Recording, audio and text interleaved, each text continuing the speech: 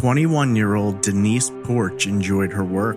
She was the resident manager for Yorktown Apartments, where she and her husband of 1 year lived. It was a busy job, constantly showing potential renters apartments and trying to make the sale, but she enjoyed the challenge. However, on the last day of July in 1975, it may have been one of her clients who was responsible for her disappearance. Last seen in the early afternoon, Denise was reported missing when her husband arrived home that night and found her gone. Investigators kicked off a massive search but couldn't find anything. No sign of violence, no indications of a crime, nothing. As one officer wrote in an official report, it was as if she vanished from the face of the earth. Over the next 46 years, investigators would work, first to find Denise, then to find the man who had likely killed her. The man multiple witnesses saw with her in the minutes before she vanished. 10 years later, investigators began to wonder if her disappearance was an isolated incident, or if it was tied to a series of disappearances and murders believed to be connected to a convicted killer. This is Trace Evidence, episode 151, The Disappearance of Denise Porch.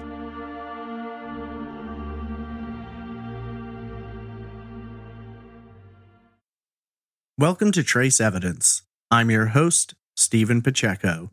Today we examine the oldest unsolved missing persons case in North Carolina, the disappearance of Denise Porch. Before getting into the case, just a few notes about the show. Trace Evidence is a weekly true crime podcast focused on unsolved murders and disappearances. You can follow the show on social media on Twitter @TraceEvPod, Instagram @TraceEvidencePod, or by searching Facebook for Trace Evidence.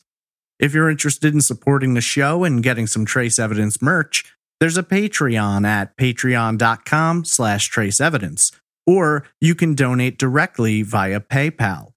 Visit trace-evidence.com for all social media links, donation options, and contact information. You can submit case suggestions through the website or email me directly at traceevidencepod@gmail.com.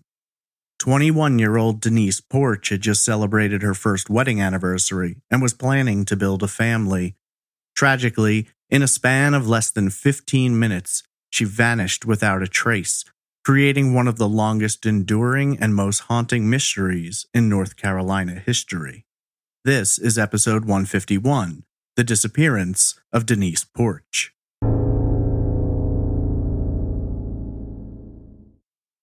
The blazing summer sun slowly crept towards the horizon, though its impending setting did little to alleviate the sweltering heat, dropping just a few degrees from the low 80s to the high 70s. For 21-year-old Dean Porch, it had been a long week back to work, returning from a previous trip with his wife, Denise, where the two had celebrated their first year of marriage. Pulling into his space, right beside his wife's green Camaro, Dean stepped out of the car and made his way towards apartment number 3. Dean's keys jingled as he lifted them towards the lock, when his eyes caught sight of a note stuck to the door. It was from Denise. She was off showing an apartment to a potential renter, but would return soon. Dean sighed as he removed the note, just as the tumblers clicked and the door popped open. He'd been a little frustrated with Denise's job lately. It seemed like every time they sat down to dinner or turned on a show on TV, someone would come knocking, wanting to check out one of the vacant units. He tried to talk Denise into quitting, maybe finding a job with a set schedule, but she liked her job and figured with each apartment she managed to lease, there'd be less opportunities for interruptions. Stepping into the apartment, Dean was immediately hit with the cool wave rolling over him as the air conditioner hummed in the background, its blowing fans barely audible over the din droning from the television. Denise must not be planning to be gone long, Dean thought, since she wouldn't normally just leave everything on.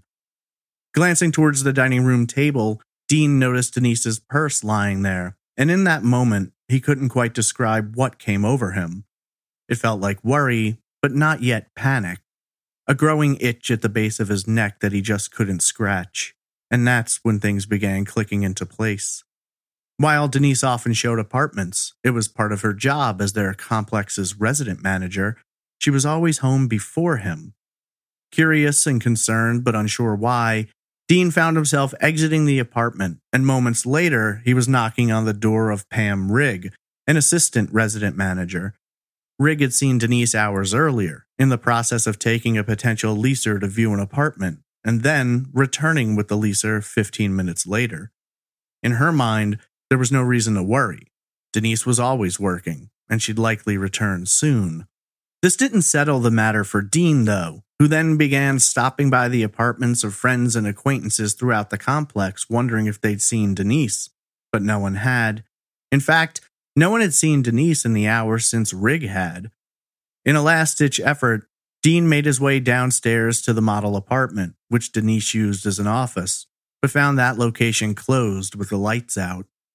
As his sinking suspicions slowly transformed from concern to fear to panic, Dean found himself racing back towards the apartment.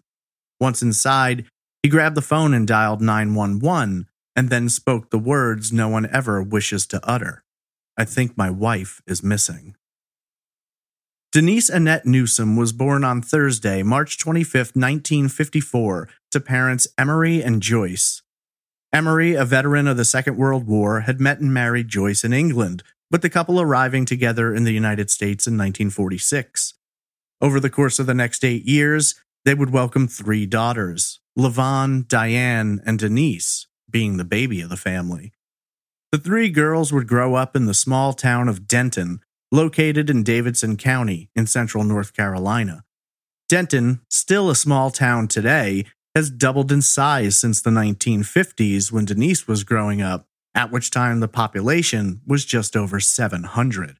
Denise's father, Emery, was the owner of a jewelry store in town, and over the years, several members of the family would work there. Growing up in Denton was, for the most part, the definition of small-town life, and according to those who knew her, Denise grew very accustomed to living in a place where everyone knew one another. As a youngster, Denise was noted for her sweet demeanor, shy nature, and blonde hair. While many children grow out of their shy phase, it seems to have hung around for Denise, as friends and family describe her as quiet and withdrawn around strangers. Joyce told the Robesonian newspaper that Denise was frequently complimented for being a very pretty young woman, and while she appreciated the sentiment, she wasn't exactly looking to draw attention. On at least one instance, in her youth, Joyce sought to enter her daughter into a beauty contest, and while Denise ultimately agreed, it had taken some convincing. Her sister, Diane, later recounted how Denise had loved playing with her dolls as a young girl, and later going out to explore the wilderness around Denton. Denise was noted as being intelligent from a young age, frequently achieving straight A's throughout early school. Things didn't change much when she went on to attend Denton High School, as her name appears in several articles listing those who have made the dean's list. Interestingly enough, while Denise's interests were more rooted in her own hometown surroundings, it would be on a trip out of town that she'd meet the man who would change her life. In the summer of 1970, when she was 16, Denise met and fell in love with Rodney Dean Porch while vacationing in Myrtle Beach. From that time forward, despite the distance between their hometowns, their relationship would only grow stronger. Denise graduated from Denton High School in 1972, but her family was struck by tragedy that summer when her father, Emery, passed away on Monday, July 10th. According to his obituary, Emery arrived home Monday evening and suffered a massive heart attack. He was rushed to Rowan Memorial Hospital but was declared dead on arrival. The funeral was held at Clear Springs United Methodist Church, the Newsom family church, and Joyce was left as a widow, now taking over the family business at the jewelry store as well as raising 3 girls. Denise pitched in, taking up shifts at the store while going on to attend Davidson County Community College, where she would obtain high grades and excellent marks. In the spring of 1974, she obtained her associate's degree, though this would not be the only major milestone in her life that year. On Sunday, July 14th, Denise and Dean were married in a 4 p.m. ceremony at Clear Springs United Methodist. Powell Newsom, her uncle, gave the bride away in the stead of his brother Emery, and she was attended to by her matron of honor, Gail Varner, a dear friend for whom Denise had been maid of honor just the year prior. According to the wedding announcement posted in the High Point Enterprise, following the ceremony, the couple honeymooned in Myrtle Beach, where they had first met, and then Denise would join Dean in Charlotte, where he lived while working for Standard Textile. According to Dean, the change from rural Denton to Charlotte wasn't an easy one for Denise, as he told the Charlotte Observer, quote, "She'd lived in Denton all her life. It terrifies her just living in Charlotte. She always says that when we start raising a family, we've got to move out of Charlotte." End quote. Denise disliked being alone in Charlotte to the point that on nights when Dean would be working late, she would go and stay with her mother-in-law in Belmont, some 15 miles out of town. Ultimately, Denise and Dean ended up moving into the Yorktown apartment complex, a stone's throw from their previous Flagstaff address, where in December of '74, Denise accepted work as an assistant resident manager. Throughout the early part of '75, she worked showing apartments to potential renters as well as assisting in the upkeep of the complex. She was eventually promoted out of her assistant position, becoming the resident manager, due in part to her hard work and success in signing up new leasers. While the promotion came with extra benefits, it also came with a higher workload, and for lack of a better term, Denise was essentially on call. The way the advertisements of the time promoted the complex, potential renters were directed to Denise and Dean's apartment, where they would just knock on the door and ask to see a unit. While Dean was happy to see his wife moving up the ladder, he also felt somewhat frustrated by the frequent intrusion of renters knocking on the door. He attempted to talk Denise into a different line of work, but she seemed happy with what she was doing and didn't think the interruptions were all that much of a hassle. Dean himself was also changing careers, having moved on from Standard Textile to insurance, where he was employed as a field agent by Liberty Life. In March of '75, both Denise and Dean would turn 21, the first of two large milestones that year. Just a few months later in July, the couple would celebrate their first wedding anniversary. Denise and Dean set off for the beach to mark the occasion, and according to friends and family, the couple couldn't have been happier. Upon returning from their trip, they attended a Three Dog Night concert at the former Charlotte Coliseum on the evening of Saturday, July 26th. Looking forward to another weekend concert, they purchased tickets to see Seals and Croft, who were playing at the same location on Saturday, August 2nd. The day after, the couple planned to drive out to Denton to visit Denise's family and pick up her two young nieces for a visit, according to the Charlotte Observer. But Denise would mysteriously vanish before that weekend could arrive. Thursday, July 31st, 1975 began like any other day. Dean and Denise woke in the morning and went about their daily routines. Take a shower, grab some breakfast, get dressed to go into the world. Despite my sincerest efforts, I've been unable to locate any source which provides an exact or even an approximate time that Dean left for work that morning. Being that he worked in the insurance field, the assumption's been made that he likely would have arrived to work between the hours of 8 and 9 a.m. So assuming that is the case, Dean heads off for work and won't return for 10 to 12 hours. As we know from Dean himself, sometimes he'd work overnight, and Denise would go stay with his mother, so his hours were set, but days could easily run over. There isn't so much of an official timeline, so to speak, as there are variances in time estimates. Dean's account doesn't begin until approximately 8 p.m. Throughout the daytime hours, though, much of what we know is based on eyewitnesses who either saw or encountered Denise around the complex. In some instances, those times overlap, though none directly contradict one another. I've done my best to assemble the timeline based on all different accounts, though many people gave time ranges. So rather than seeing Denise at 2:30, someone would say they saw her between 2 and 3. It appears that Denise's comings and goings throughout that morning and early afternoon are unaccounted for, and the first time we become aware of her is at approximately 2 p.m. It was at this time that Denise was seen showing a model apartment to two men. The layout of the complex was such that there were multiple buildings spread out along the main road, and so when showing a potential leaser a unit, Denise would bring them to a model unit. Model units were made as replicas of actual apartments, so a potential leaser could see the space, without the resident manager needing to take the client on a different apartment every time. This space also served as Denise's office.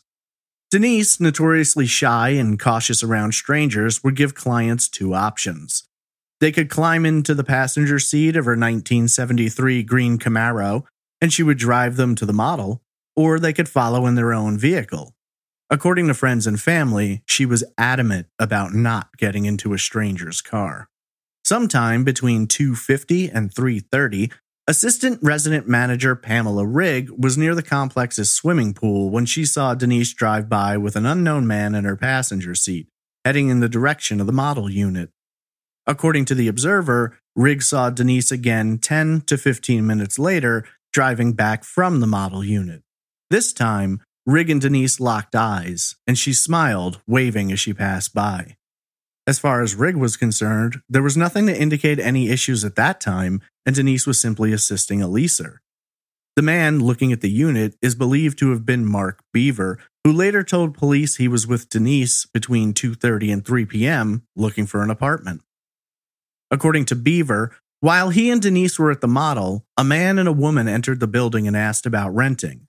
Beaver told investigators he left the apartment complex at approximately 3 p.m. and noted that when he left, Denise was still talking to the man and woman. The man was described as being dark-haired. The last sighting of Denise took place at approximately 3:20 p.m. 27-year-old Yorktown apartment resident Ronnie Eubanks was late for an appointment and was rushing to get to his car. Eubanks' apartment was located near to Denise's, and according to his account, as he exited his apartment and moved towards the parking lot, he passed within 15 feet of Denise, who was speaking to an unidentified man.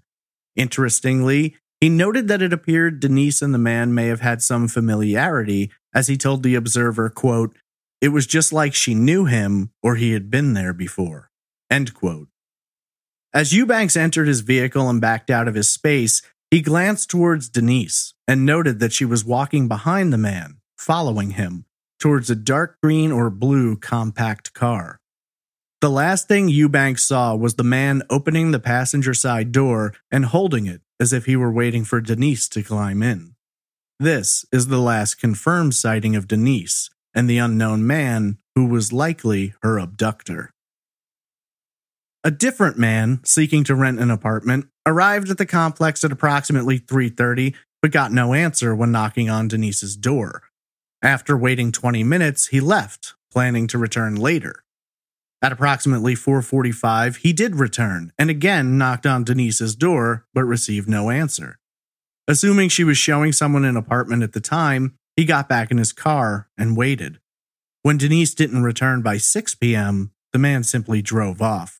This account, in combination with that of Ronnie Eubanks, will eventually allow investigators to narrow the window of time during which Denise disappeared to approximately 11 minutes between 3:20 and 3:31. Dean arrived home around 8 p.m., approximately 4.5 hours later. Upon entering the apartment, he discovered a note attached to the door, which Denise had left to tell him she was showing someone an apartment. That was fairly typical. However, Denise was rarely showing apartments after 7 p.m. Inside, the television and air conditioner were on, which suggested that Denise had planned to return quickly. Nothing in the apartment seemed out of place. Denise's purse was on the dining room table, and there was a bottle of nail polish sitting on the coffee table, as though Denise had been planning to do her nails or was in the middle of doing them when she was interrupted. Concerned about his wife, Dean went to the apartment of Pamela Rigg to ask if she had seen her. At this time, Rigg recounted her earlier brush with Denise when she was at the pool. Dean then visited several friends and acquaintances, though none had seen Denise that day. He also went by the model apartment and Denise's office, but found the lights off and doors locked. According to her mother, Joyce, she received a call from Dean just after 8 p.m. Not wanting to needlessly concern her, Dean apparently tried to conceal his worry and in a roundabout way asked if Joyce had spoken to her daughter that day. She hadn't, and when she asked Dean if anything was wrong, he told her no, everything was fine. Moments later, he called 911 to report his wife missing. When investigators arrived on the scene, they had little information or evidence to work with. According to official reports, there was no sign of a struggle nor any indication that anything violent had occurred within the apartment or anywhere in the complex.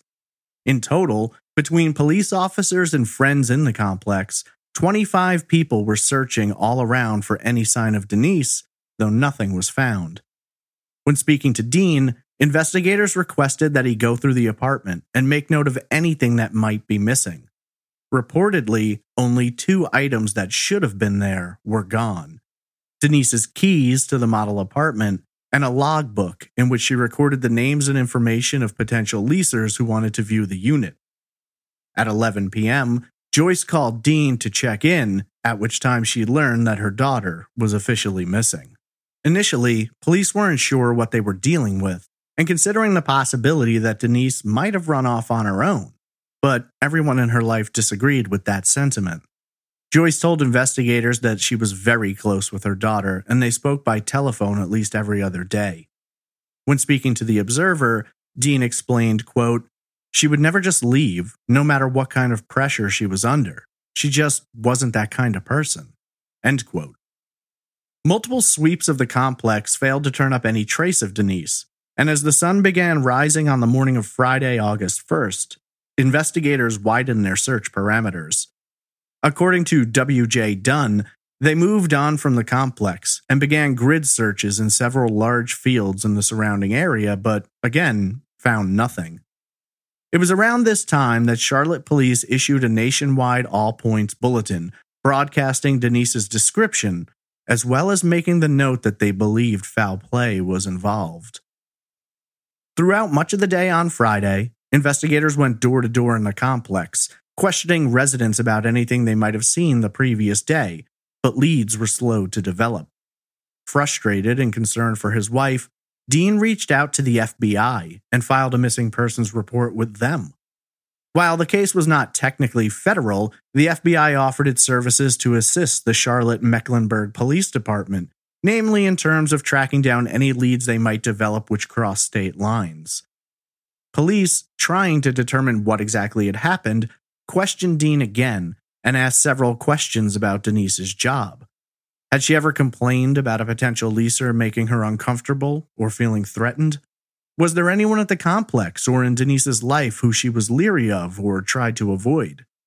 As far as has ever been reported, Denise never complained nor expressed any fear of anyone in particular outside of her general cautiousness around strangers. On Sunday, August 3rd, investigators were contacted by Ronnie Eubanks, the last person to see Denise alive. He'd been out of town and was unaware of the disappearance until he returned, at which time he immediately contacted investigators. It was at this time that Eubanks discussed seeing Denise walking behind the unknown man towards a dark blue or green compact car. Eubanks didn't get a good look at the unidentified man, as he explained to police he was in a hurry. However, when pressed, he described the man as being Caucasian, with a dark complexion and black hair.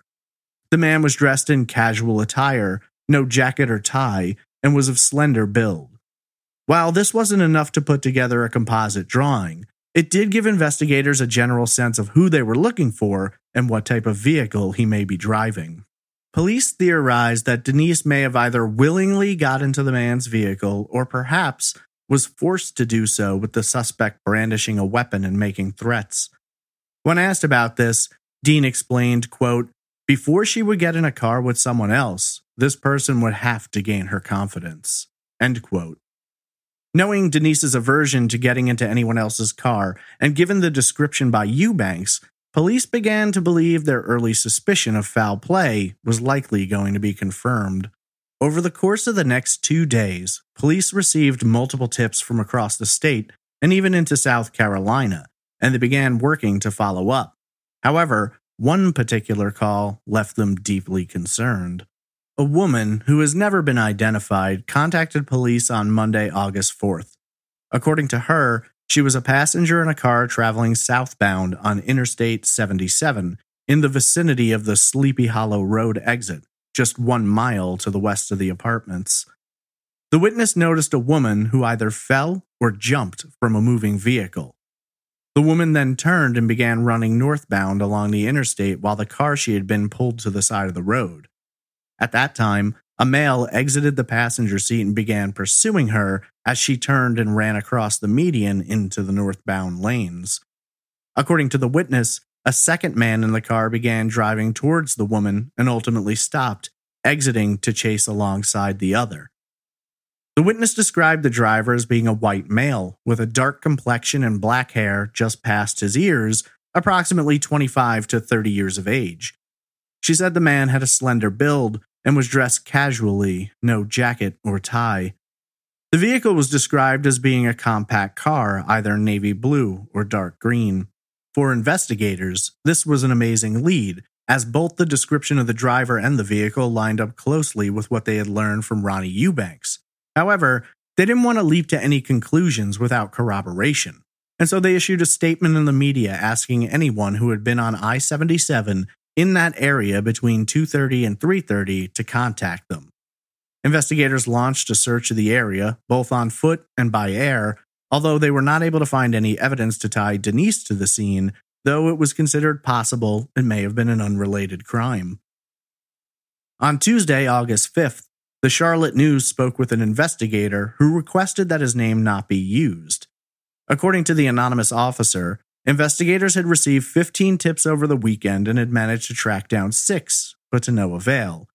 One was related to a woman seen lingering around an apartment complex in Gastonia, though when police found her, she was described as a 42-year-old redhead who didn't remotely resemble Denise. Another tip led police to a dark-colored compact car which had been abandoned near the town of Harrisburg, though when they located the owner, he explained the vehicle had simply broken down. The officer told the News that 5 investigators were working the case full-time, while several others were helping track down leads. It was noted that they had no evidence of foul play, and the case was technically still a missing persons investigation, but as the officer explained, quote, "We're putting a hell of a lot more into it than a normal missing persons case." End quote. In addition to investigators canvassing the apartment complex, reporters had showed up to interview residents. It was during one of these visits that a reporter from the Charlotte News spoke with a woman who had a concerning experience the afternoon Denise vanished. The woman, 25-year-old Gail Lucas, a neighbor of Denise and Dean, was directed to tell her story to investigators. According to Lucas, at approximately 2:30 p.m. Thursday, a man rang her doorbell, and when she answered, he replied that he must have come to the wrong apartment. For whatever reason, Lucas found the man's behavior strange, and she was unnerved by him and decided to keep an eye out. 15 minutes later, she saw the man again, this time walking towards the parking lot, where he entered a dark blue or green compact car. Instead of leaving, though, he simply sat there, as if he was waiting for someone. Lucas described the man as being Caucasian, with dark eyes, standing approximately 6 feet tall, with a slender build, wearing a reddish-colored short-sleeved sports shirt. She stated that the man appeared neatly groomed and looked to be between the ages of 25 and 30. While this description mostly matched others given by Ronnie Eubanks and the unidentified passenger on I-77, it varied in one way. Lucas was certain the man she saw had a mustache, and this was a detail no other witness gave. When police followed up with Eubanks, he was clear that the man he saw did not have a mustache. He also stated that he didn't believe the man was 6 feet tall, which led investigators to wonder if they were describing the same man or perhaps 2 different men. In order to narrow the scope, 2 composite drawings were created, one showing the man with a mustache and one without. Those images were then brought to witnesses so they could point out any necessary changes. On Thursday, August 7th, the Charlotte Observer conducted a lengthy interview with Denise's mother. During that interview, Joyce pled with the abductor, saying he could have anything she owns if only he would return her daughter. Joyce, who had been sedated upon learning of her daughter's disappearance, was being supported by friends and family in Denton as she tried to grasp the horror of the situation. Desperate for the return of her youngest child, Joyce directed her words at the abductor, saying, quote, "Please release her. Let her go. As far as I'm concerned, release her and no questions asked." End quote.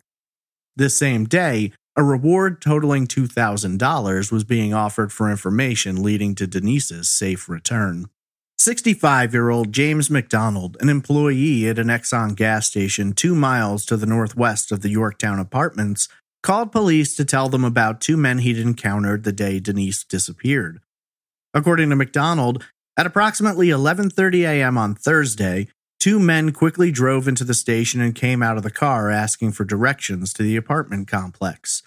The vehicle was described as being a dark blue or green compact car, and McDonald described both occupants as white males with dark hair just past the ears, appearing to be in their mid to late 20s, though he noted one had a darker complexion.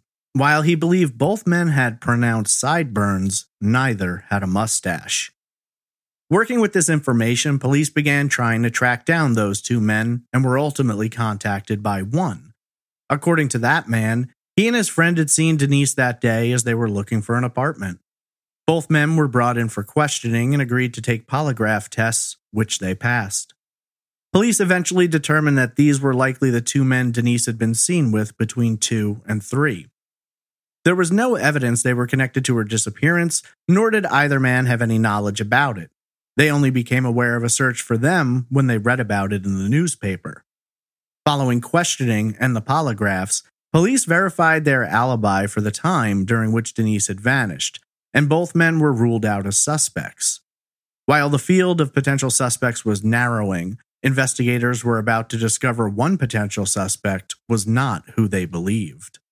21-year-old Steve Caldwell sat down to read an article which featured the 2 artist composites, only to discover that he was one of the men police were searching for. Caldwell, an employee of the Charlotte Observer, told the paper he worked for that when he saw a picture of Gail Lucas, he recognized her as the woman whose apartment door he had accidentally knocked on. Caldwell went to the police seeking a detective to speak to, but was told none were available. It wouldn't be until the next morning that he was brought in and questioned for approximately 30 minutes. According to Caldwell, he had gone to the apartments to visit a friend and coworker, Frank Pollock, and had knocked on Lucas's door by accident. After realizing his error, he found Pollock's door across the hall, and the 2 men hung out for a period of time. Police managed to verify Caldwell's alibi, and after photographing him for records, he was released. When asked about the description given by Lucas, Caldwell told the Observer she'd been fairly accurate for the most part, but several details were wrong. According to him, he did not have a mustache that day, and perhaps, most importantly, he had knocked on her door at approximately 5 p.m., not 2:30. Gail Lucas confirmed Caldwell was the man she had seen, though she was unsure how she had mistakenly given him a mustache. In response, police noted they would continue using both versions of the composite sketch as at least 2 other witnesses had acknowledged it resembled the man they saw. Lieutenant Wade Stroud, who was leading the investigation, explained, quote, "What it means is that there's somebody else who looks like this guy." End quote. When asked about the status of the investigation, Lieutenant Stroud told the Observer that leads were slowly drying up, and it seemed like the more they dug, the less they found. Investigators had been sent to Wadesboro, Belmont, Gastonia, and Chester, South Carolina to follow up on tips, though all had proven unhelpful. Stroud explained that they were in the process of re-interviewing anyone who knew Denise or Dean, as well as beginning production on flyers which would bear Denise's image, as well as those of the composite sketches, for statewide and possibly even national distribution. In terms of suspects, they'd spoken with a few people, but had been able to rule them out. And at the time, they were still searching for the dark-haired man with the dark complexion, though the case was proving difficult, as clues were in short supply.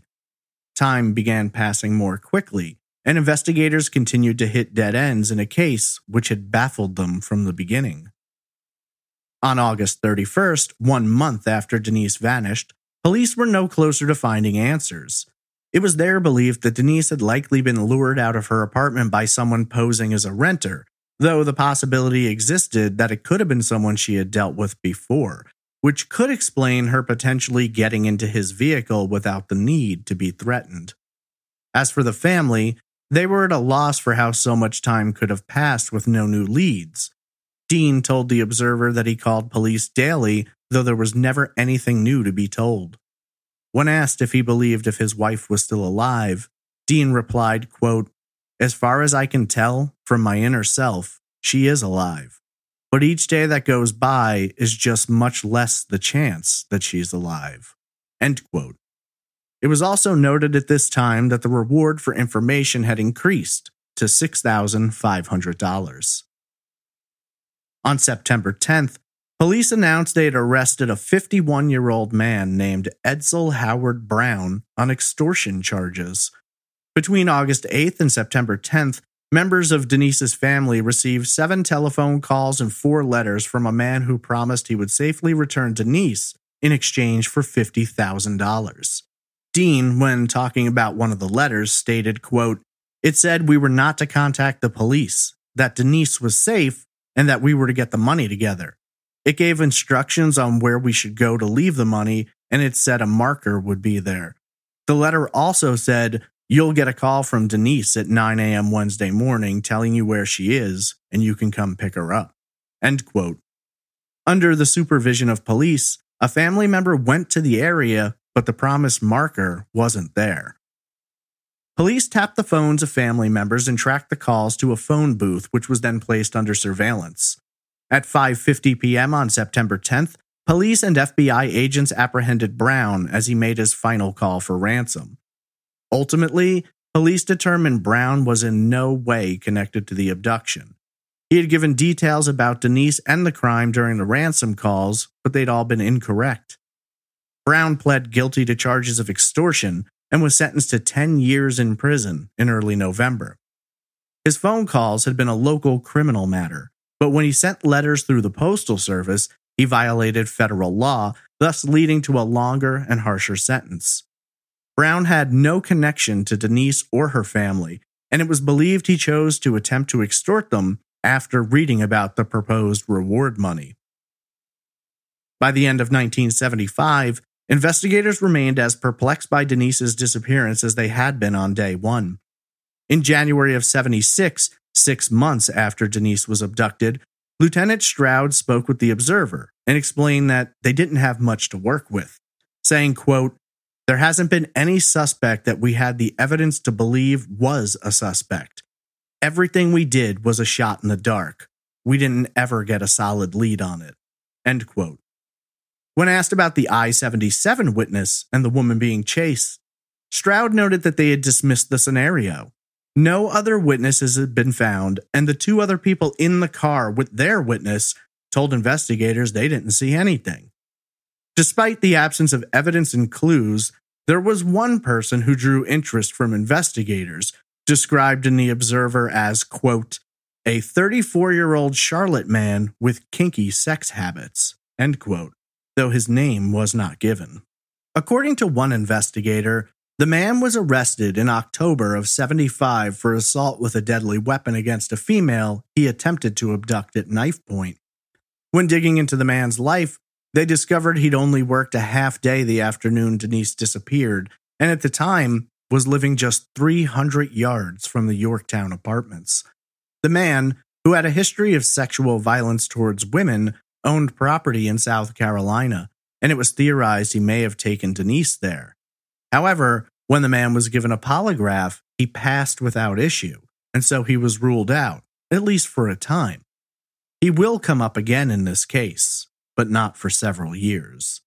Another lead was discovered when investigators went through Denise's belongings and found a business card connected to a man living in Amarillo, Texas. Local police were dispatched to question the man, who acknowledged he had met Denise and in fact had been at the apartment complex, but that had occurred on July 20th, 11 days before the abduction. Police were able to confirm his alibi for the time of Denise's disappearance and also noted that the man bore no resemblance to any of the witness descriptions. For investigators, they were eliminating potential suspects, but they simply couldn't discover any new ones. Lieutenant Stroud later told the Observer, quote, "I felt like we'd come up with something on this by now, but I was wrong." End quote.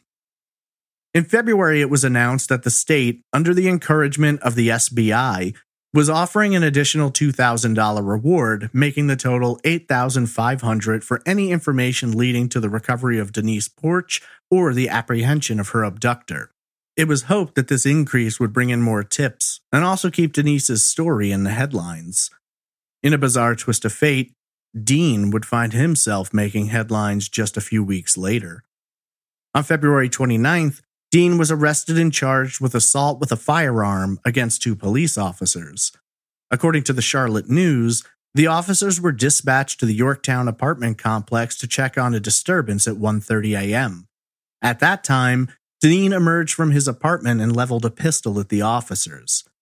Whether or not Dean would be charged was debated in the prosecutor's office for several months before ultimately they chose to drop the charges, believing Dean was under considerable stress following the disappearance of his wife. Dean moved out of Charlotte the next month, going to Belmont to be near his family. 4 months later, Dean and Denise's families marked 1 year since she had disappeared. For Dean, it felt like his entire life was unraveling, and he turned his attention to God, hoping to be guided through the darkness, but there were no easy answers and no quick solutions. When speaking to The Observer, Dean explained, quote, "First I thought, it's been a whole day since she's been gone, then a whole month. Next, my God, it's been a whole year. At first I thought, why didn't this happen to me instead of her? But I have to accept things as they are and try to cope to the best of my ability. It's made me stronger spiritually as far as my church life and things like that are concerned, but it's made me weaker in the fact that I don't have the same enthusiasm for life I used to have. It takes a little bit of spark out of your life, knowing you're not going to have a wife waiting for you at home. No matter what they find, I'll still love her." End quote. In terms of the case itself, Lieutenant Stroud explained that it was still open, but they had no leads, and little progress had been made, but it was possible they'd solve it. It was all up in the air, as he said, quote, "Sometimes we clear them 2 or 3 years old. We might get some information this afternoon, or we might never." End quote. Stroud went on to state that they had exhausted every lead, gone over every clue, and still had found no trace of Denise. While hope and faith were waning across the board, Joyce refused to give up, saying, quote, "I will never give up hope until I know something different. I don't guess my life will ever be normal until I know the situation. I'll never stop wondering, hoping, and praying that something good will come out of it. I don't think anybody can know how you feel in this position unless they've experienced it. Not knowing is just about enough to drive anybody crazy." End quote. 6 more years would pass with no major developments. In February of 1982, nearly 7 years after Denise vanished, her family officially filed to have her declared legally dead. While they insisted this had not changed their belief that she could still be found alive, they acknowledged it would help them deal with certain legal matters, in particular relating to Denise's estate, which included several parcels of land inherited from her grandmother, as well as $10,000 split across multiple life insurance policies. 6 months later, in September, Judge William Helms granted the motion, and Denise was legally dead, with the language specifying that she had died at the hand or hands of a person or persons unknown. While this was a terrible ordeal for the family to endure, it was during this time that now Captain Stroud was interviewed and noted that they had a suspect in mind and had for the previous 2 years, but there wasn't enough evidence to charge him. That suspect, who remained unnamed, was serving time in a North Carolina jail and was in fact the same man with a history of violence against women who had previously been given a polygraph and passed. It wouldn't be until 3 years later in 1985 that police would identify him as Larry Gene Bell. On May 31st, 1985, 17-year-old Sharon Fay Smith disappeared while checking the mailbox at the end of her family's driveway. Her car was found next to the box, though there was no sign of her. Over the next few days, the Smith family received multiple phone calls from a man taunting them about their daughter's disappearance. He even forced Sharon to write out her own last will and testament, which he mailed to the family before providing them with directions to her remains in Saluda County, South Carolina. Just 2 weeks later, on June 14th, 9-year-old Debra Mae Helmick was abducted from the front lawn of her family home in Richland County, just a few miles from the Smith home. After killing the child, the man again placed calls to the Smith family and eventually revealed the location of Debra's remains in Lexington County. Both victims had apparently been killed via suffocation when he wrapped their heads in duct tape. On June 27th, police arrested Larry Gene Bell after tracking him down due to a partial phone number embedded in the paper of a letter he had sent. Bell was charged with kidnapping and murder in both cases, for which he would stand trial. Recordings made by police of calls Bell had made to the Smith family were admitted into evidence. During these calls, Bell described in disturbing detail what he had done to Sharon and how he had killed her. He gave very detailed directions to her remains, as he did in regard to Debra. During 6 hours of testimony at trial, Bell shouted out bizarre phrases, such as wanting to marry Sharon's sister, while also proclaiming himself Jesus. Bell was found guilty on all charges and was given the death sentence, though he elected not to be put out by lethal injection and instead go through the electric chair. While the horrible murders of Sharon and Debra had been solved, investigators began looking into Bell's life and wondering if he might be connected to other unsolved cases. They were specifically interested in the murder of Beth Marie Hagan and the disappearances of Sandy Elaine Cornett and Denise Porch. Beth Marie Hagan, who was found to have been strangled with an electric cord, was found in the wooded area on December 18, 1980, when she was just 17 years old. The location of her body was near Mint Hill, North Carolina, not far from Alexander Road. At the time of her death, Larry Gene Bell lived at 221 Hickory Hill, approximately 2 miles to the south. Sandy Elaine Cornett disappeared from her home at 8918 Eagle Wind Drive on November 18, 1984.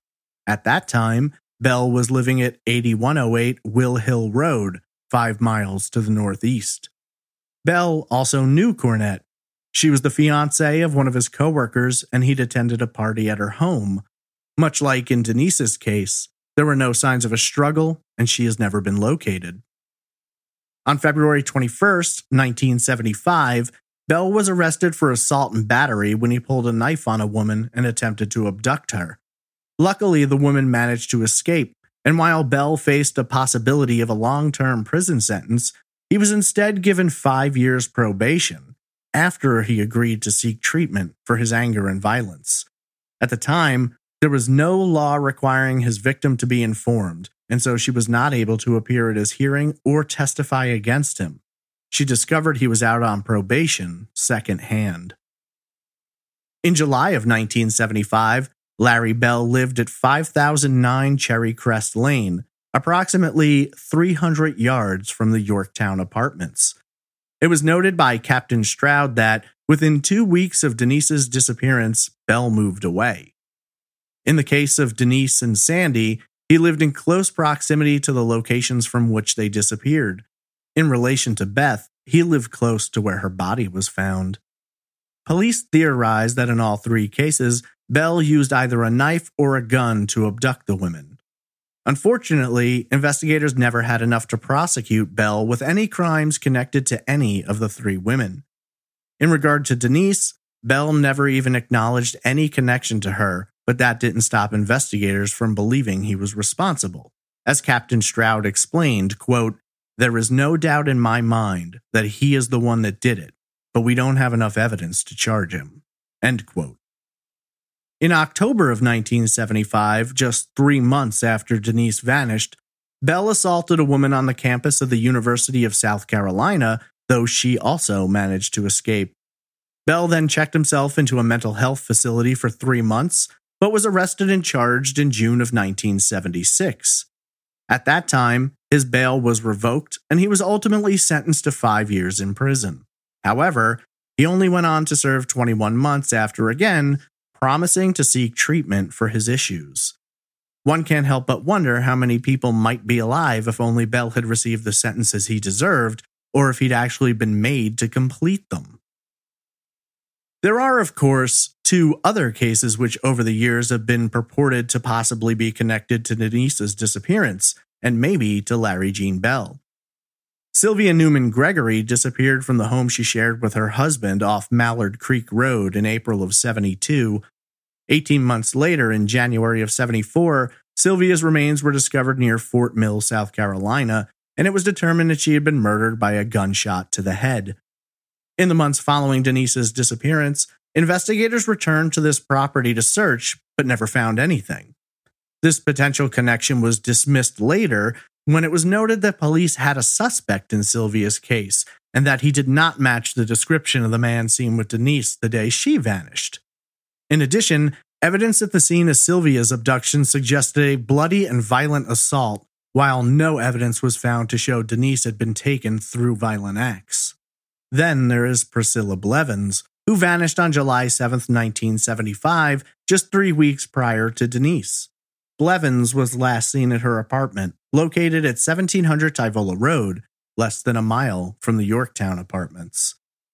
In 2012, familial DNA was used to confirm the identity of human remains discovered behind a guardrail on I-40 in Haywood County, approximately 2 hours from Charlotte near the Tennessee border in 1985. While it has been 9 years since Priscilla's remains were identified, there has been little new information on her case. Where it stands in regard to suspects, causes of death, and investigative resources is difficult to determine. In 1992, while Bell was on death row, a man came forward with a grisly story. According to this witness, he and a friend were hitchhiking in 1984 when they were picked up by Larry Jean Bell.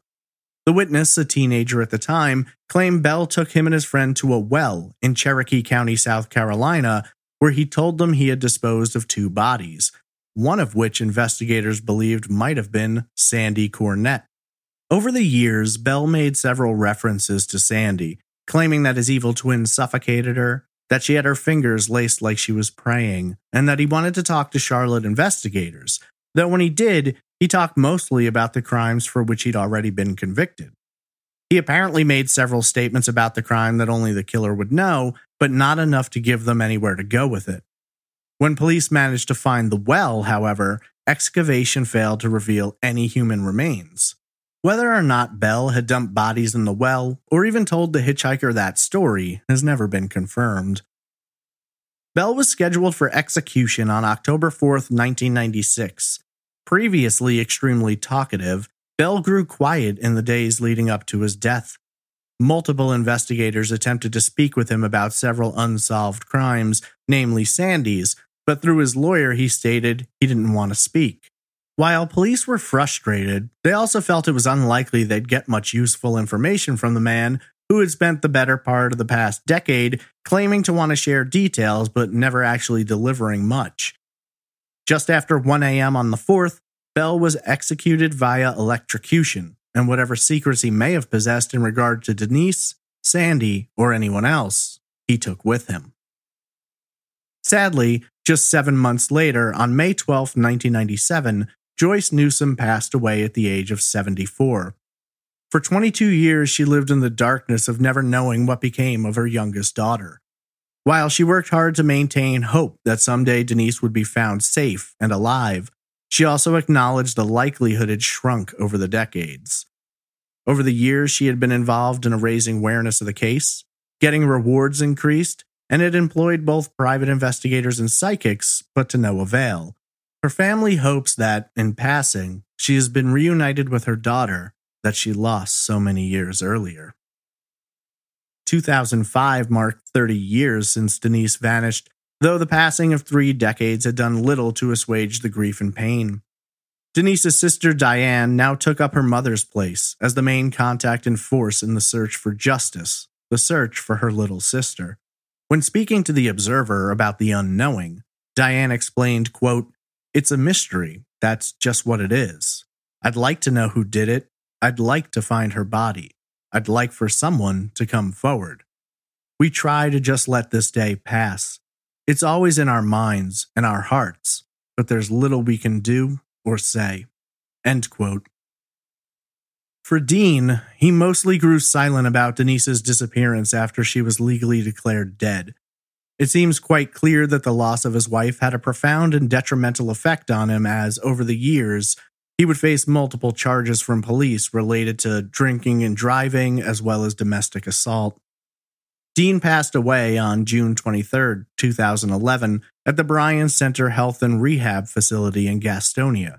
He was 57 years old.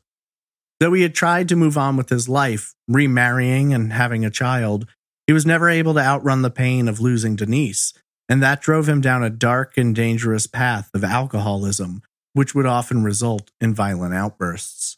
As Dean himself put it, his life changed when Denise disappeared, and what joy he found began to wither. The last time Denise's name appears in the public record is in 2012, when Priscilla Blevins was identified. At that time, Diane spoke with The Observer about the possibility that someday she may get answers to her sister's case, just as the Blevins family had. Diane explained, quote, "I have accepted that she's not coming back, but you'd like to have something, some type of closure. I hope someday, just like the Blevins case, that will happen." End quote. When last seen, Denise Annette Newsom Porch was described as being a 21-year-old Caucasian female with blonde hair reaching to her mid-back and blue eyes, standing 5 feet 7 inches tall and weighing approximately 140 pounds. Denise was last seen wearing a blue and green print silk texture blouse and slacks. Denise was seen on Thursday, July 31st, 1975, at the former Yorktown apartment complex off Tyvola Road in Charlotte. According to witnesses, she was last seen in the presence of a man who was described as being Caucasian, with a dark complexion, dark hair past his ears, and dark eyes. He was dressed casually and was seen opening the passenger door to a dark blue or green compact car. While police believe Denise was likely murdered within hours of her abduction, if she were alive today, she would be turning 67 years old this month. This year will mark 46 years since she vanished that hot summer day. Most everyone who knew and loved Denise has come to accept the likelihood that she was killed by her abductor, though they hold out hope that someday her body may be found and she might be given a proper funeral and burial. Gail Varner was Denise's matron of honor, and the two were dear friends growing up together in Denton. When asked about her friend's disappearance all these years later, Gail replied, quote, "I wonder how she'd have been in later years, what her kids looked like, how she aged. I guess someday we'll know, when we get to heaven."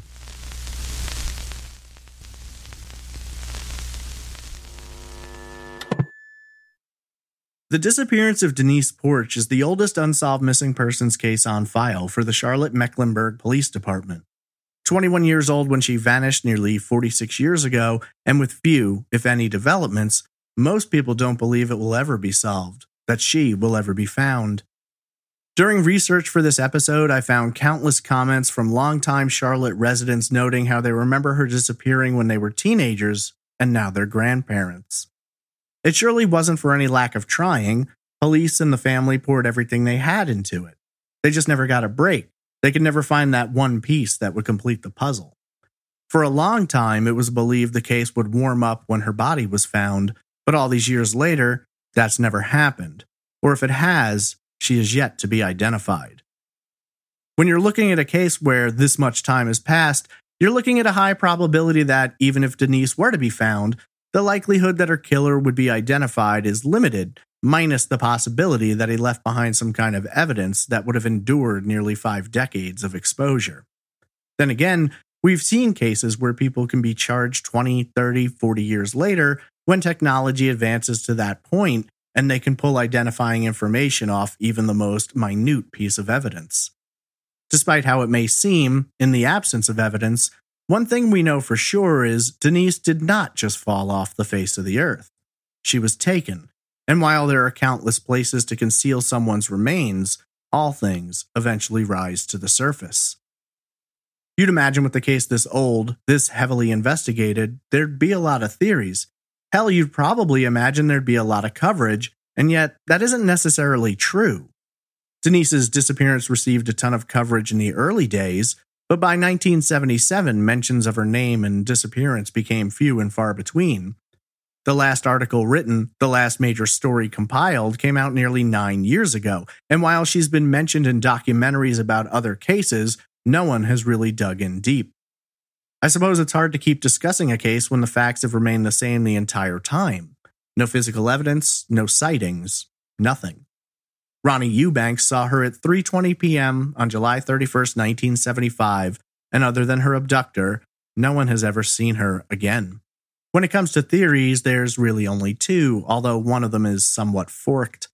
By all logic, Denise was either abducted by someone she knew or targeted by a stranger, which is where I'll classify Larry Jean Bell when we get there. I wish there were more theories, I wish there was more to analyze, but in all reality, there was never any major evidence found or any new developments. Basically, from the moment Denise vanished, the search for her and her abductor was so devoid of anything to work with, it was difficult to determine just what might have happened.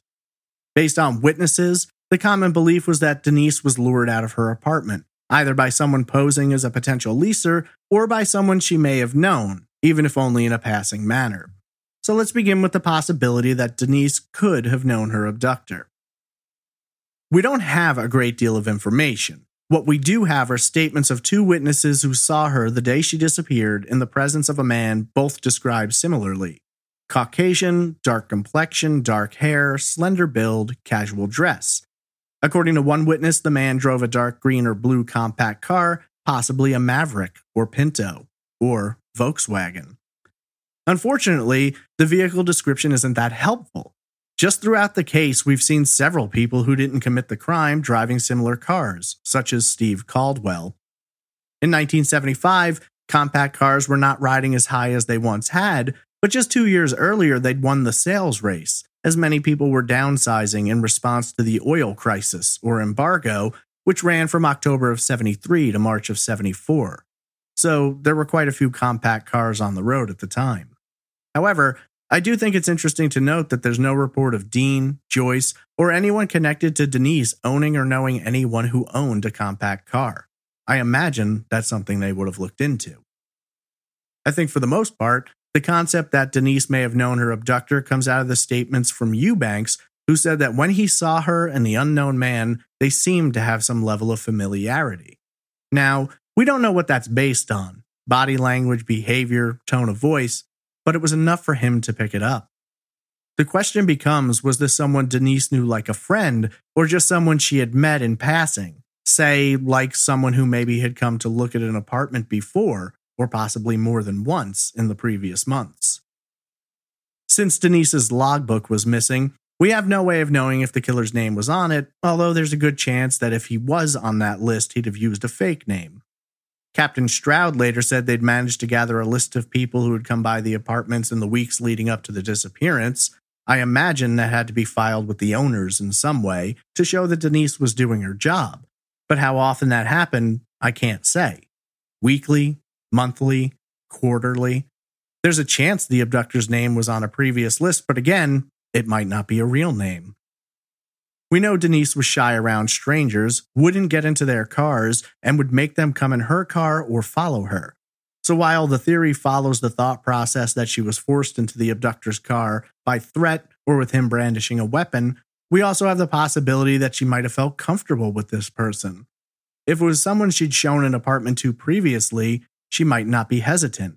If it was someone she'd run into around town, at the store, or at social gatherings, that fear was unlikely to have been there. While we can't know exactly how Denise was behaving as she walked towards the abductor's car, it seems logical that had she looked scared, concerned, or out of sorts, Eubanks probably would have noticed. If he'd noticed that they seemed to know one another, it's unlikely he'd have missed something like that. I suppose the problem comes in when you look at the list of potential suspects. There's only ever really been two: Larry Jean Bell and a 34-year-old Charlotte man defined as having a kinky sex habit. Whatever that means in 1970s vernacular. I'd imagine something I consider fairly normal today would have been considered kinky in 1975, but I digress. Also, based on the fact that they say the 34-year-old Charlotte man had been arrested for attempting to abduct a woman at knife point in October of 75, sure sounds like they're talking about Larry Gene Bell, although he only would have been 26 at the time. So, surely it's possible Denise could have known her abductor in some way. It seems most likely if she did, it was casual at best, as she was clearly unaware of his dark side and the possibility that he could be dangerous. The problem is, there's never any connection established. There's no one in the complex who sees the guy and recognizes him. There's no one who sees his composite and says, oh, that looks like so-and-so. This implies whoever the man was, he wasn't someone who was around the apartment often, and if Denise did know him, apparently no one else in her life knew him well enough to recognize him by a composite. We know the mustache version was wrong, as it was based on Gail Lucas's account of seeing Steve Caldwell, even though he didn't have a mustache. As for the other version, Eubanks and Beaver surely thought it looked like the guy they'd seen. I've always found the detail interesting where Mark Beaver said the man showed up at the model apartment with a female companion. Now, I doubt this was a situation where the killer was working in tandem with anyone, but what if being there with that woman gave him the opportunity to return later without her and lure Denise out? Maybe she'd have felt more comfortable, especially if he said the woman was back at the model waiting for them. Don't worry about your keys, you can ride over with me.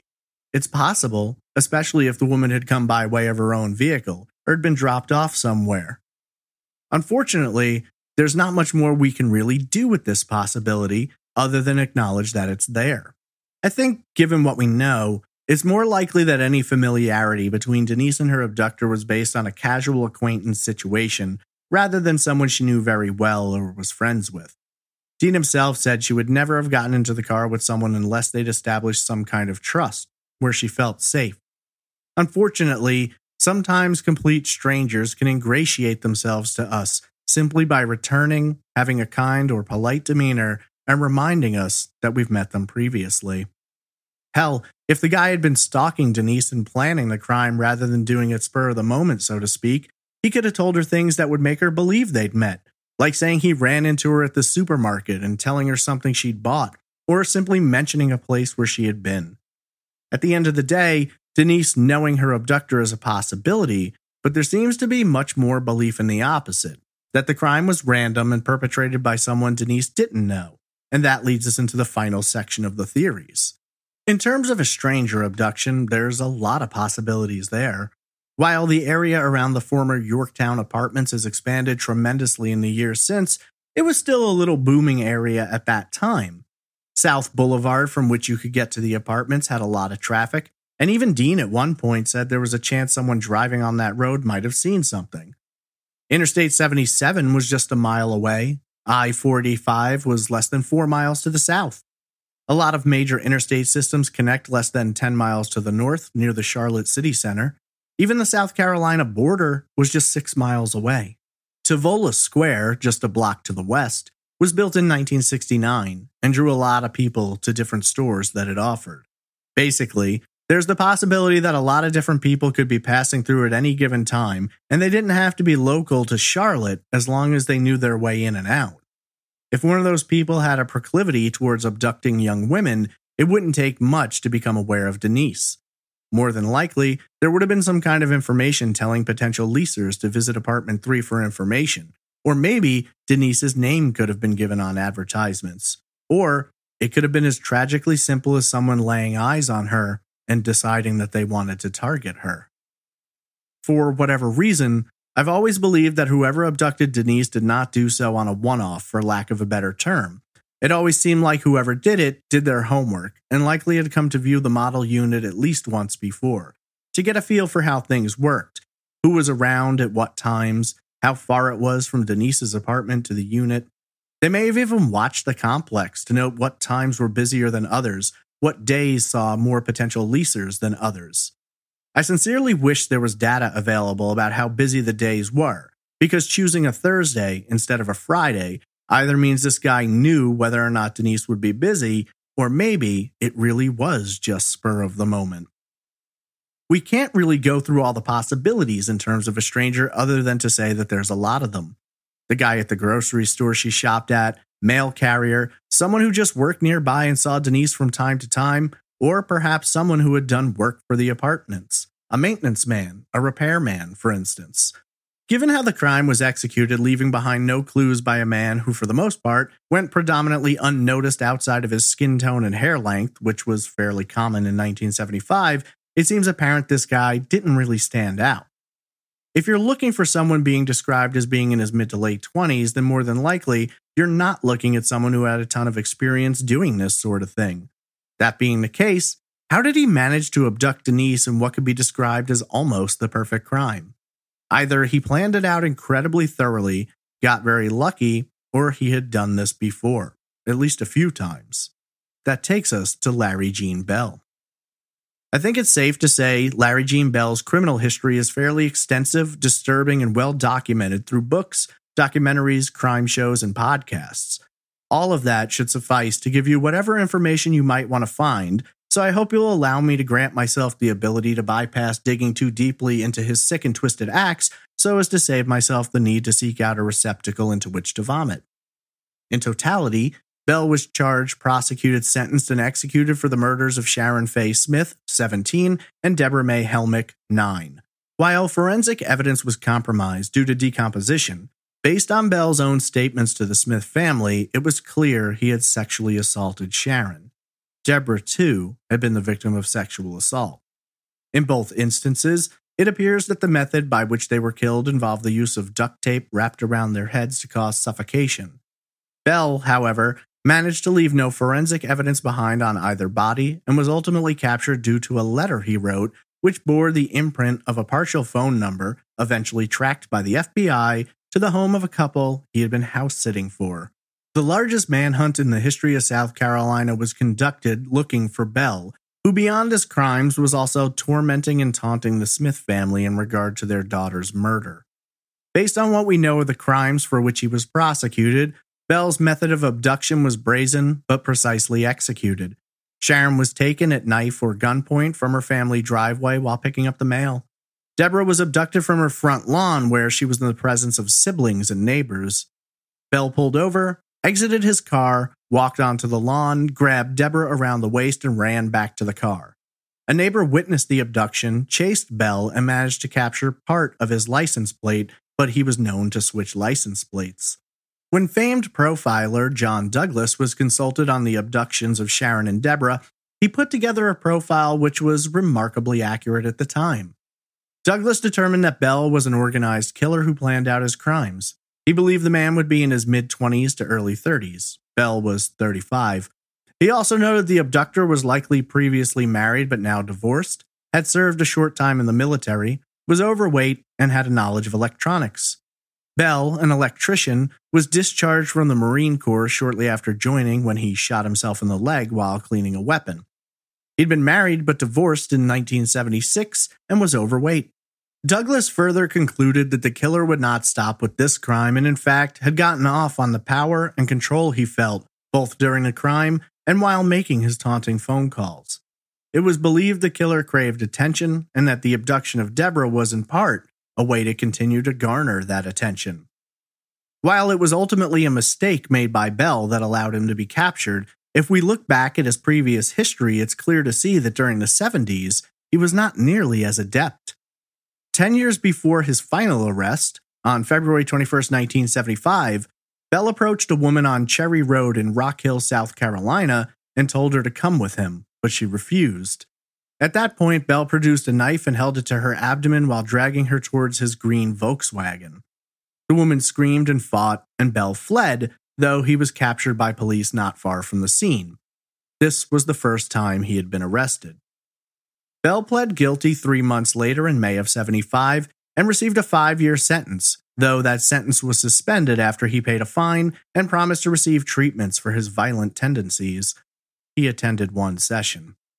If indeed Bell was responsible for Denise's disappearance, this would mean that, while on probation and less than 70 days after he'd left court, he targeted Denise, pulled off her abduction without leaving behind any evidence, and managed to, for the time, get away with his crime. That's quite a difference between grabbing a woman in a public area and trying to drag her to a car with a knife versus actually being able to abduct Denise without causing a scene and without being caught. Now, you might say that he learned from that first attempt. However, just 2 months later, in October, he approached a woman on the campus of the University of South Carolina in Columbia and brandished a handgun, telling her that he was armed and to get into his car. Again, a struggle ensued and the woman managed to escape. Bell was captured 8 months later in June of '76 and pled guilty to assault and battery of a high and aggravated nature. Bell's probation was revoked and he was sentenced to 5 years, though he would only serve 21 months. During this stint, Bell received psychiatric care and was diagnosed as having a personality disorder which connected to sexual acts and violence, and doctors noted he would attack again. 3 years later, in October of 1979, Bell was arrested for making a series of obscene phone calls to a 10-year-old girl in Charlotte. The calls had run from February to July, and when arrested, he once again pled guilty. This time, he was sentenced to a 2-year suspended sentence and 5 years probation. I know what you're thinking, because I'm thinking it too. Maybe if this asshole had actually been jailed for his crimes for longer than it takes to obtain an associate's degree, there might be a few less dead women and children out there. I don't want to get sidetracked, but just for a moment consider this. If he had served even half of the 5 years he could have gotten in May of '75, he'd have been in prison until the beginning of '78, which means no attack on the woman at USC and no possible involvement in the disappearances of Denise Porch or Priscilla Blevins. If he then committed the obscene calls in '79 and was given 2 years instead of 2 years suspended, he wouldn't be considered a suspect in the murder of Beth Marie Hagen, who was killed in 1980. So I don't know. What do you think? Does it sound like on July 31st, 1975, Bell had gotten to a level where he'd be considered an organized killer who planned out his attacks as he was later profiled? Or was he more likely still not there yet, making a successful abduction of Denise Porch a miraculous stroke of luck? There's two possibilities I consider here. Either Bell partially knew Denise in passing. He did live just 300 yards away and could function as an electrician, which may have been needed at the complex from time to time. Or maybe the other two women managed to escape because when Bell pulled a weapon, they fought and caused a scene where Denise perhaps cooperated, or if she did cause a scene, no one noticed. It's just hard for me to accept that he fails at his first attempt, or at least what's documented as his first attempt, succeeds with flying colors on his second attempt, third, if you believe he was responsible for Blevins, and then fails in nearly the same fashion as his first attempt when he attacks the woman 2 months later at USC? I think if the profile was based purely on Bell's abduction and murder of Sharon, then organized might make sense. But given his history, even if you discount what is only alleged, he probably falls more into the category of a mixed killer, as he clearly exhibits behavior from both organized and disorganized categories. His abduction of Sharon may have been well planned for something that seems almost impulsive. We know he scripted the phone calls he made and disguised his voice, showing intelligence and forethought. However, Debra's abduction seems more impulsive by comparison. When you look at his failed attempts and the crimes he's suspected of, you can see some being well planned, others being poorly executed. I imagine you'd also have to factor in other circumstances or stressors that could have been impacting his actions. He got divorced in 1976, so maybe in the summer of '75 he was more off kilter than usual.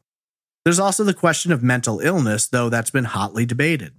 During his arrest and trial, he was prone to outbursts and claims that he was God, Jesus, or that he had powers. While the defense argued he had a clear-cut diagnosis of schizophrenia, the prosecution argued it was all an act to try and get himself declared incompetent to stand trial or perhaps to avoid execution. I'm not a diagnostician, but clearly there was mental illness there. It just becomes a question of whether that would influence his crimes and his tendency to do them, or if he was fully aware of what he was doing. My money is on the latter. More than likely, Bell had assaulted women prior to his first arrest, beyond female family members that we know he molested in his youth.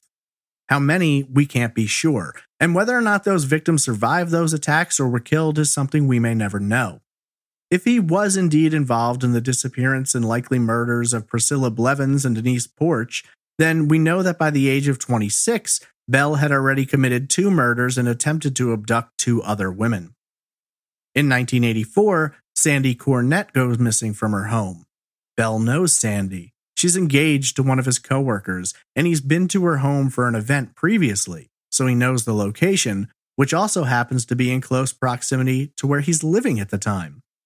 In this case, Sandy's never found, and while Bell mentioned her name to investigators and said things that seemed to suggest he knew a lot more about the crime than someone should, he never really gave any information about what happened or where she might be.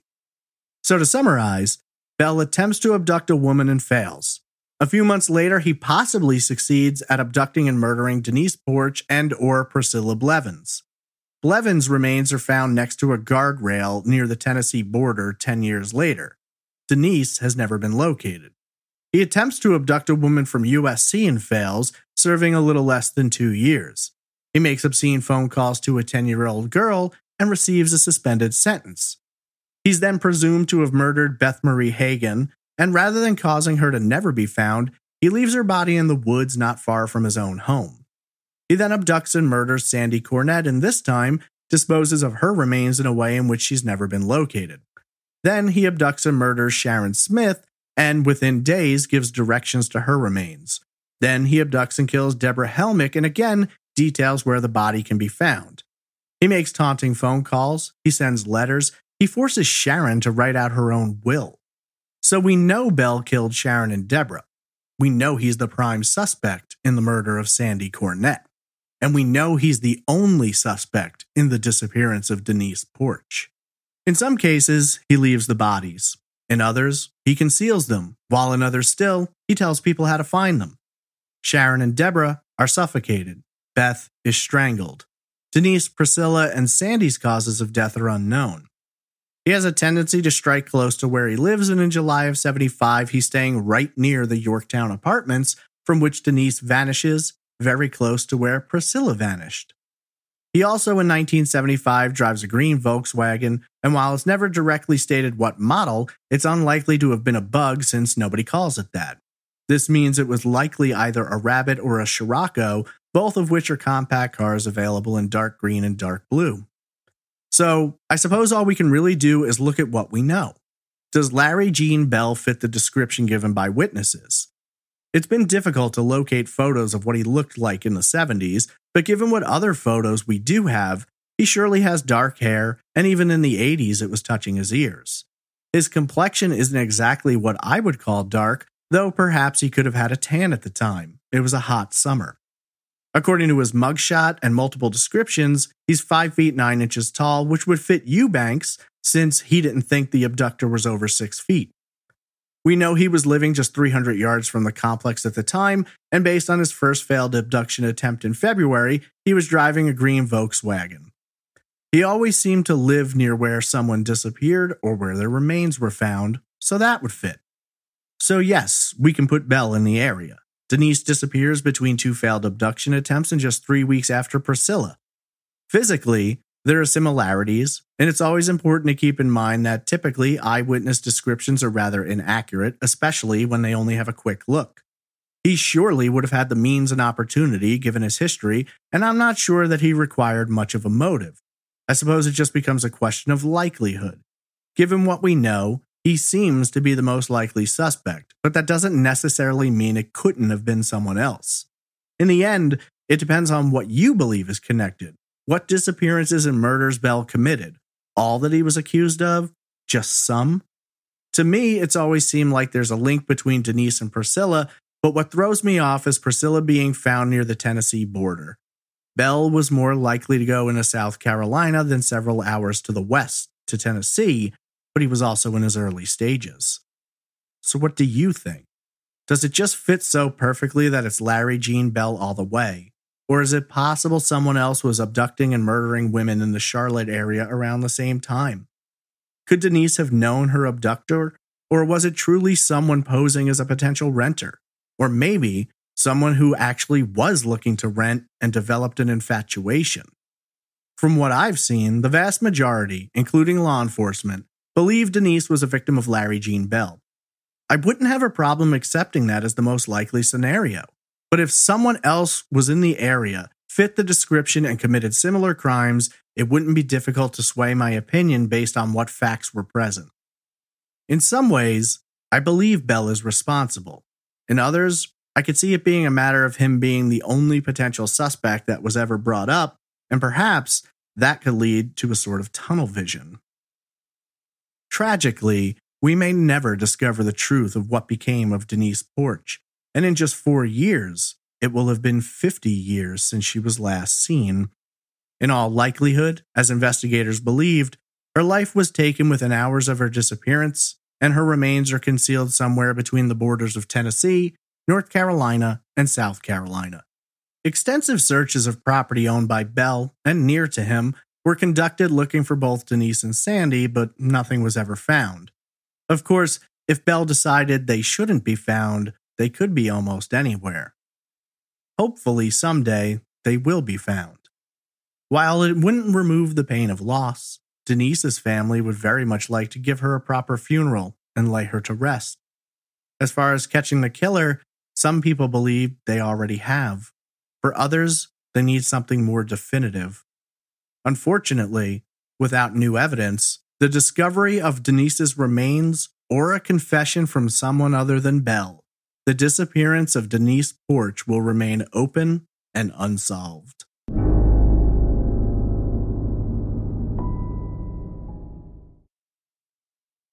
If you're looking for more information about the disappearance of Denise Porch, there are many news articles available, with the Charlotte Observer being the most extensive.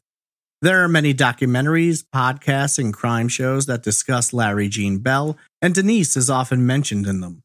The book, Murder in the Midlands, Larry Jean Bell and the 28 Days of Terror That Shook South Carolina by Rita Schuler, digs deep into all the details surrounding the 1985 manhunt and peripheral cases. If you have any information about the disappearance of Denise Porch, please contact the Charlotte Mecklenburg Police at 704-336-2311. You can also submit information anonymously through Crime Stoppers at 704-334-1600. What do you believe happened? Tweet me at TraceEvPod, message me on Instagram at TraceEvidencePod, email me at traceevidencepod@gmail.com, or comment in the Facebook group. Trace Evidence would not be possible without support from amazing listeners like you. And now I'd like to take a moment to thank our fantastic Patreon producers: Alicia Lorraine, Brittany Bivens, Christine Greco, Krista Colvin, Denise Dingsdale, Diane Dyson, Eamon Brady, James, Jennifer Winkler, Joni Berkowitz, Kara Moreland, Kevin Bonham, Marla Wright, Melissa Breckeisen, Michael Draves, Nick Mohar Schurz, Quinn McBreen, Roberta Jansen, Sarah Levanin, Sarah Mascaritolo, Travis Skepko, Stephanie Joyner, Stephanie Eve, Tom Archer, Tom Radford, Tracy Woods, and Vox Nihili. Your contributions to Trace Evidence are invaluable, and your support of the show is both appreciated and extremely humbling. If you're interested in supporting Trace Evidence and gaining access to exclusive merch and ad-free episodes, please visit patreon.com/traceevidence or go to trace-evidence.com and click on the support option. That's going to conclude this week's episode. I appreciate you listening, and I hope you'll join me next week for another unsolved case on the next episode of Trace Evidence.